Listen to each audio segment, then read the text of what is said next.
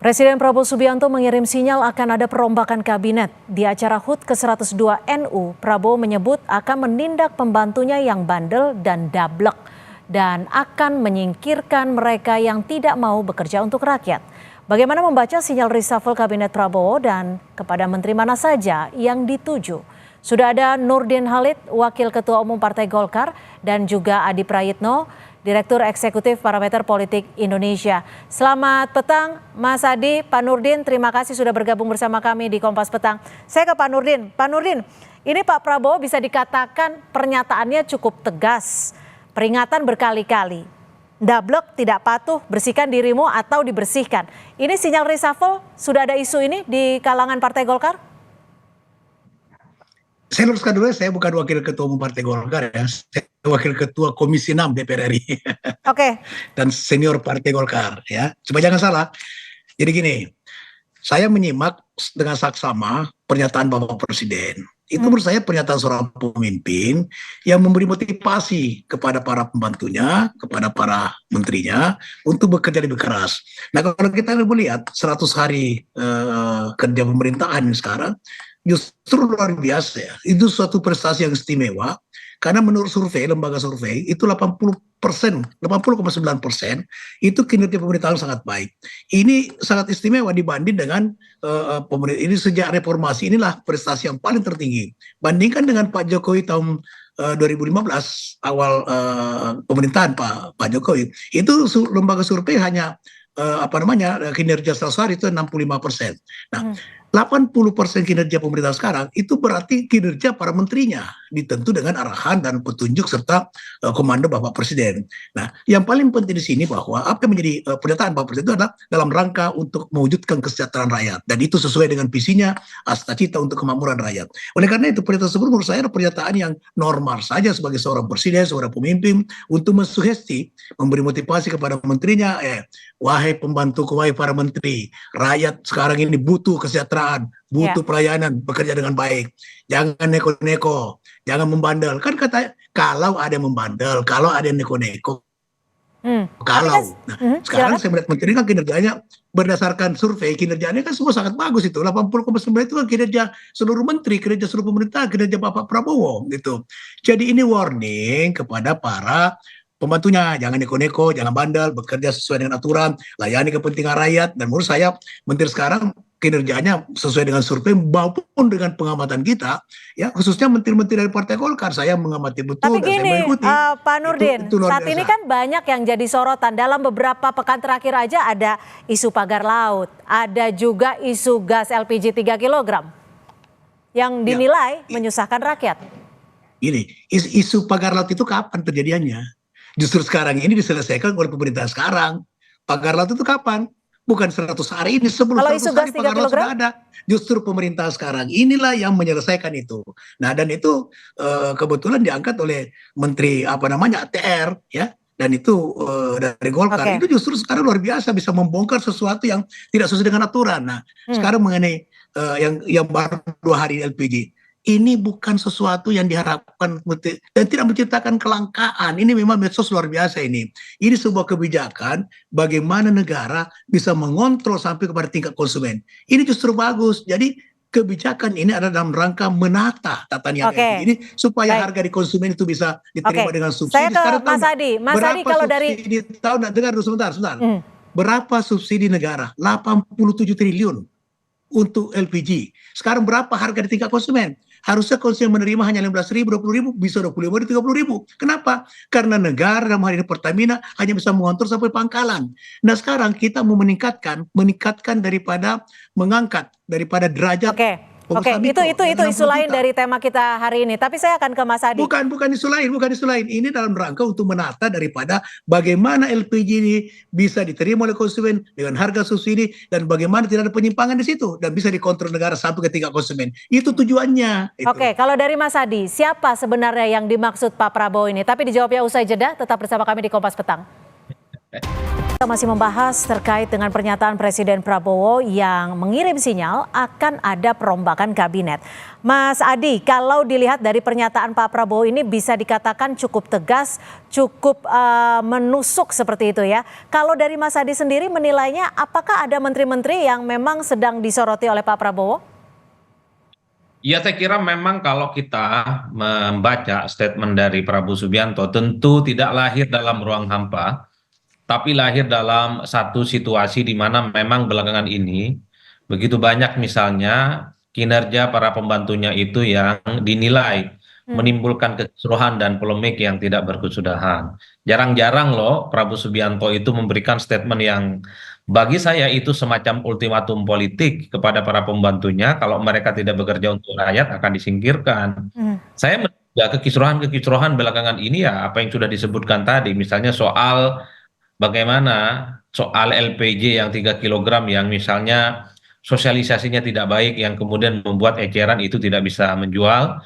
Kemudian sebelumnya juga adalah soal pagar laut dan sebelumnya juga misalnya ada statement dari Badan Gizi Nasional yang kemudian mungkin akan menyertakan seperti apa namanya serangga, kemudian ulat sebagai salah satu menu yang kemudian akan dijadikan dalam program makan bergizi gratis. Termasuk misalnya sejumlah apa namanya utusan-utusan khusus yang mendapatkan pengawalan yang kemudian juga menimbulkan kontroversi dan seterusnya. Artinya ini semacam warning yang cukup tegas sebenarnya bagi para pembantu dan sekitar presiden. Kalau ke depan ada kegaduhan, kalau ke depan kebijakan-kebijakan itu tidak menyentuh persoalan yang dibutuhkan oleh rakyat, bukan tidak mungkin akan terjadi reshuffle dan pergantian. Apalagi misalnya kita membaca statementnya Pak Sufmi Dasko yang notabene-nya adalah Ketua Harian Partai Gerindra, memang menyebutkan ada menteri yang tidak seirama dengan Prabowo dan itu terang benderang dan dikutip juga oleh Kompas.com per hari ini.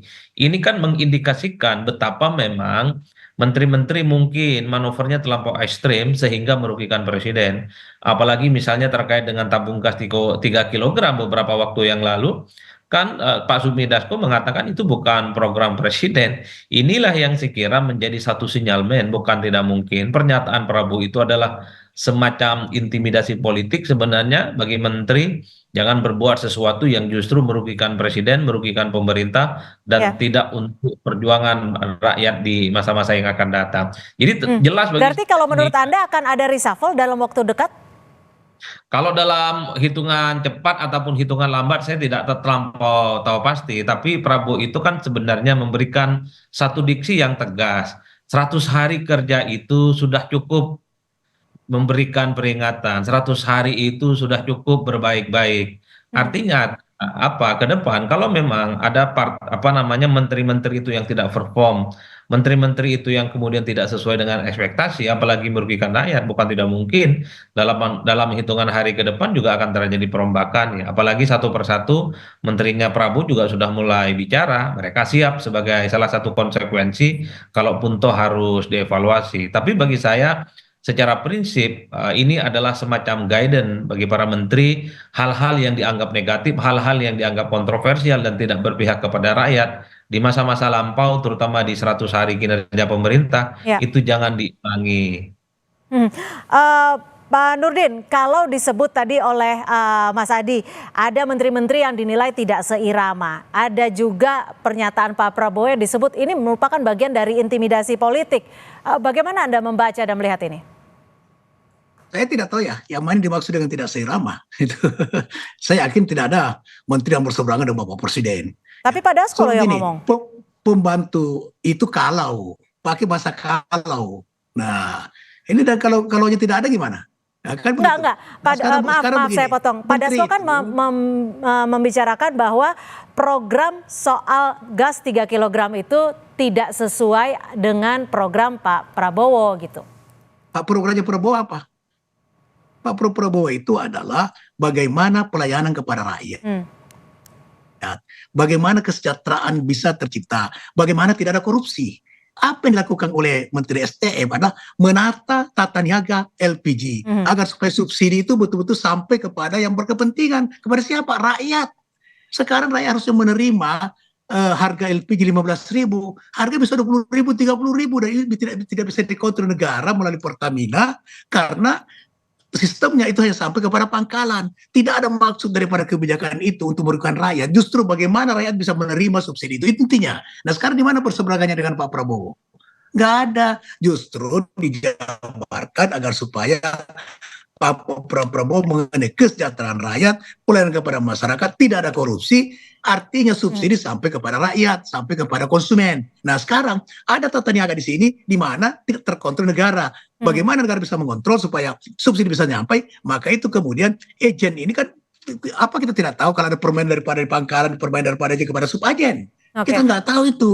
Dan itu tidak mungkin tidak terjadi. Oleh karena itu maka ini ditata agar supaya mekanisme penyaluran gas itu LPG ini sampai betul-betul kepada rakyat, kemudian tidak kalah pentingnya subsidi diterima rakyat. Subsidi bukan diterima oleh orang yang tidak punya hak untuk menerima subsidi. Dan ini program Pak Prabowo, yaitu jangan ada korupsi, layani rakyat dengan baik, ikuti apa yang menjadi kebutuhannya, dan itu yang dilakukan. Oke, tapi gini Pak Nurdin, kalau Pak Prabowo sudah mengatakan bahwa ini buktinya sekarang ada kelangkaan nggak hari ini? Ya, itu Pak hanya Nurdin gini. beberapa jam saja karena di mana kalau Pak Prabowo sudah mengatakan bahwa ini sudah lewat dari 100 hari kerja, peringatan sudah berkali-kali. Apakah yang akan dilakukan oleh Partai Golkar jika memang reshuffle akan dilakukan? Pak Nurdin? Saya belum melihat itu. Dan menurut saya Pak Prabowo, beliau ada seorang Pancasila sejati. Tidak mungkin segegabah itu dalam hanya baru kurun waktu 4 bulan reshuffle.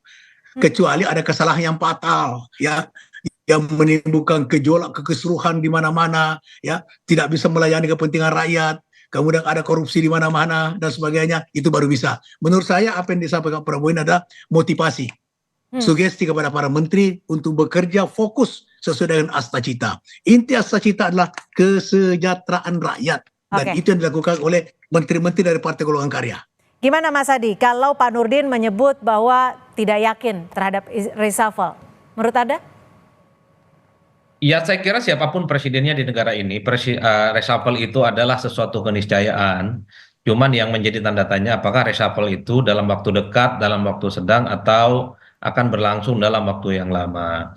Jadi bagi saya pernyataan Prabowo itu adalah semacam intimidasi pada para menteri-menterinya, wakil menteri, termasuk juga kepala badan. Kalau mereka itu kerjaannya adalah nyusahin rakyat, selalu menimbulkan kontroversi dan kegaduhan, ya bukan tidak mungkin apapun dia akan diganti. Dan saya kira dalam konteks itu rakyat akan mendukung penuh apa yang dilakukan oleh Prabowo. Karena saya kira secara prinsip rakyat adalah yang utama, sementara yang lain-lain itu memang harus dikesampingkan. Itu yang saya kira jadi guidance sebenarnya. Kalau memang selama ini ada menteri dan para pembantu Prabowo, di mana kebijakan-kebijakannya itu misalnya tidak sesuai dengan kepentingan rakyat, tidak dikonsultasikan, kemudian tidak sampaikan secara transparan, ya bukan tidak mungkin ultimatum itu bukan hanya sebatas ultimatum, tapi akan menjadi kenyataan. Dan ini saya kira berlaku kepada semua menteri dan kepada semua pembantu Prabowo di Kabinet Merah Putih. Kecuali. Nah, tapi kalau dari Mas Adi sendiri membacanya seperti apa bahasa komunikasi politiknya? Kenapa Pak Prabowo melemparkan intro ini? Tidak langsung melakukan reshuffle? Ya sebenarnya Prabowo itu satu hal, ini sudah melampaui 100 hari kinerja, maka tak ada cerita ke depan itu para pembantunya ini tidak mewujudkan semua mimpi-mimpi dan keinginan Prabowo yang dimana programnya itu menyentuh langsung rakyat. Program-program yang disebut dengan populis, kan kita tahu bahwa misalnya program makan bergizi gratis, kemudian soal pemeriksaan kesehatan bergratis, sebentar lagi juga akan dibangun 3 juta rumah. Hal-hal yang populis semacam ini tentu adalah sebagai upaya pembuktian bahwa Prabowo adalah pemimpin yang berpihak kepada rakyat. Nah, pada saat yang bersamaan kalau menterinya tidak seirama, kemudian menimbulkan kontroversi dan kegaduhan dalam membuat kebijakan, itu yang kemudian akan dievaluasi. Kan ini yang saya sebut sebagai ultimatum. Ultimatum itu semacam intimidasi, bisa dilakukan satu reshuffle, tapi juga bisa dipending reshuffle-nya kalau ada perbaikan-perbaikan dan penyesuaian yang diinginkan oleh Prabowo. Jangan-jangan menteri yang mungkin kena semprit ini di kemudian hari kinerjanya melesat, kinerjanya bagus, sehingga Prabowo juga akan membuat respect. Jadi inilah yang saya sebutkan bahwa ke depan setelah 100 hari kinerjanya tak ada lagi cerita tuh menteri dan pembantunya kemudian melakukan kegiatan-kegiatan dan manuver politik yang justru membuat wajah pemerintahan itu dipermalukan di depan. Baik, terima kasih Mas Adi Prayitno dan juga Pak Nurdin Halid sudah berbagi perspektif bersama kami di Kompas Petang sore hari ini. Terima kasih, selamat sore. Terima kasih. Kalau- Assalamualaikum Mas Adi. Waalaikumsalam.